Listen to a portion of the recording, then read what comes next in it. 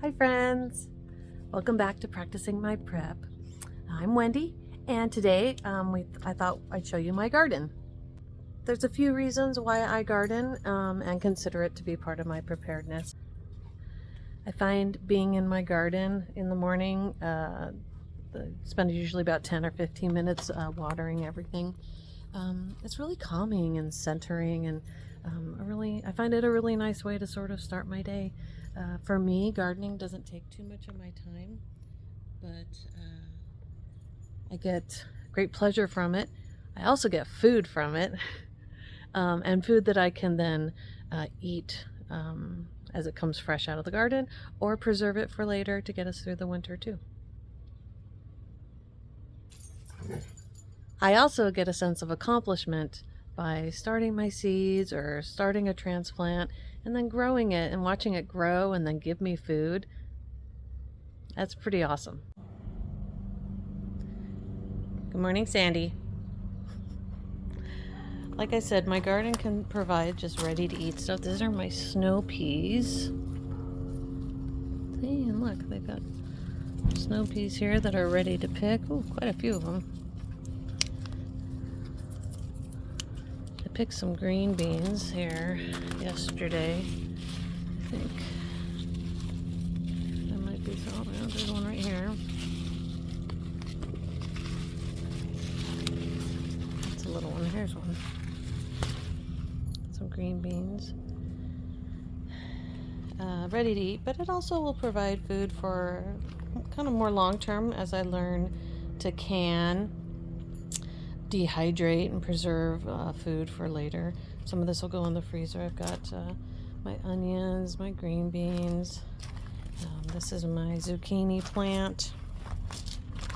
We've got carrots and more onions. Over there sprawling around is my melon plant. All sorts of different kinds of peppers here. I think I've got some little lunchbox orange peppers here. Jalapenos. And then over here we've got my ginormously bushy tomato plants. But you can see in here, look, they're starting to put on their fruit. And then I've got black beans here across the front, which it's my first year growing the black beans, and they seem to be struggling a little bit. This is where I grew the garlic over winter and harvested that about a month ago. So I put some more seeds, just direct sowed them into this bed. You can see there's some lettuce that is starting to pop up, but I didn't want the bed to just sit empty, so decided to throw some lettuce, broccoli, peas, an assortment of things in there, and see what would grow. My garden can provide food that is safe and available for my family, nutritious, even when perhaps grocery stores aren't available. So this is a way for me to bridge that gap and make myself a little more self-sufficient when it comes to food. Certainly part of my self-sufficiency in food and my preparedness plan is having a well-stocked pantry. I came inside to finish this because the neighbors are out mowing their lawns. So there are specific skills that are required when gardening and learning different things, like seed starting and direct sowing seeds are very different skills that take time to practice and learn them.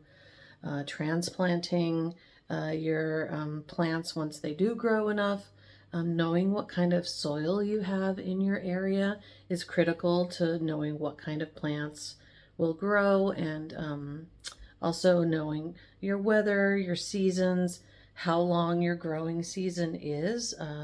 My daughter in Arizona, they have essentially 2 growing seasons because of the way their temperatures and weathers are.